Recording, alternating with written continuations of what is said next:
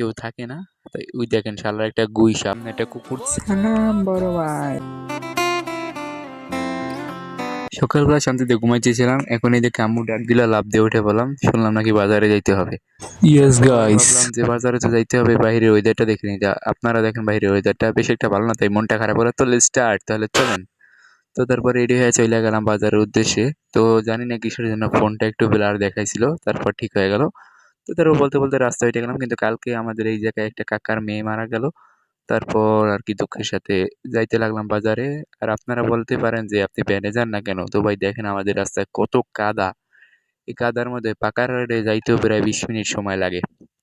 তো আমাদের এখানে একটা ভূতের বাড়ি আছে, বলতে ভূতের বাড়ি বলাই চলে। তবে এই জায়গায় কি, এই জায়গায় কোনো মানুষ থাকে না, এক সময় ছিল, তবে একটা কাকা মারা যাওয়ার পরে এই জায়গায় মানে কেউ থাকে না। তাই ওই দেখেন শালার একটা গুই